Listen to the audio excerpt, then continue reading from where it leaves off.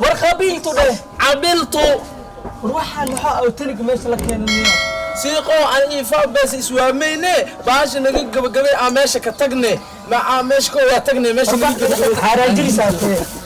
waa koox arday ah bartooda TikTok ee school team waxaa ku xiran in ka badan 10 milyan oo daawado ah si bartaan aad caan uga noqoto waxaa muhiim ah inaad taqaan xirfadaha dadka ka qoslinta aragtiyo muuqaalo kooban laga sameynayo iyo habjilin macaamiisha soo jiidan kara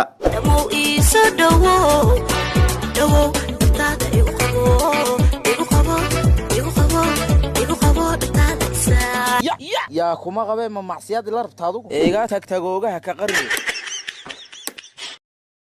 aas-aasaha kooxdan iskooleeda ah waa Cabduqaadir Cali Maxamuud marka la joogo TikTok waxaa la yiraahdaa Bilaal Bulshaawi waxa uu ka hadlayaa ku soo biirida TikTok maalmaha kamid anagoo iskuulka joogno waxa go'aansan markii inay fikrad isku darsano fikradii aad duubnay anagoo jecleen ina galabtii guriga ku duubno wiilku wuxuu yiri marka galabtii aniga shaqaan leeyahay wiilkana wuxuu yiri bareefada leh anigana gurigaan iska joogo markaas waxaan go'aansan markii ina iskuulka iskaga qabanno iskuulka markaa ku qabanay shooba dadka waxay rabeen wax qurux badan oo isheeg talent ah oo isheeg challenge cusub oo isheeg hal abuur cusub hal abuurkii la nimid haddana dadka waxay xiiseynayeen haddana uniformka dad isku dhar waa xiiseynayeen haddana wixii quruxda badnaa farsamadii anu aqoonay dadkii oo talent leh iskuulka dhexdiisa ku sameeyeen markii dambe waana la qurxanaa weysay iskuulkii laakiin ilaa hadda waa wadnaa barnaamijka luuq ku caan baxay TikTok jiro oo dhabarkeena ku yaalo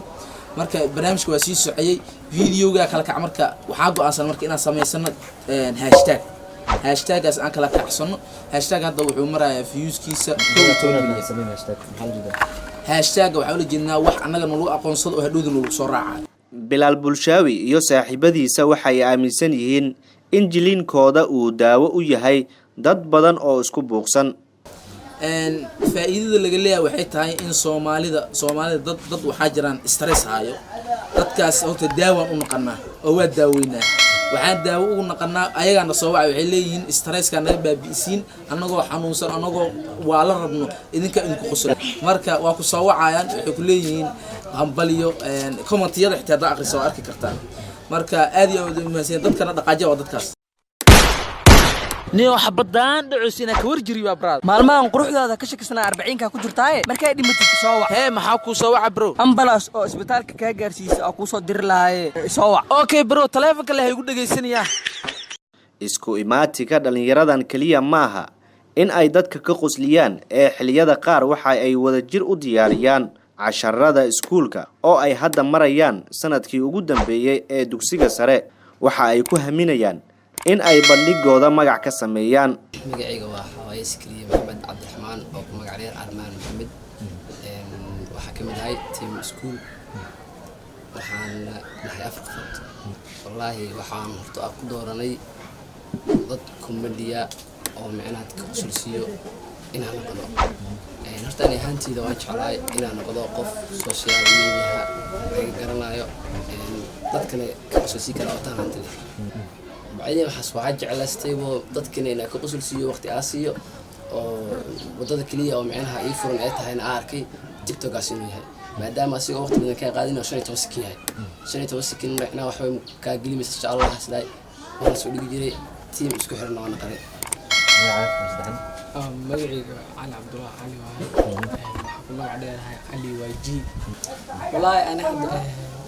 macnaha wax kala gooni ah iskugu imaano dad Soomaalidan dagaalada iyo burburka iyo waxaas ma arkaan dadka badan stress ku gidi marka hadda qof waxa arkaysa oo xanaaqsan hadii videoga daawato inuu ku qosasho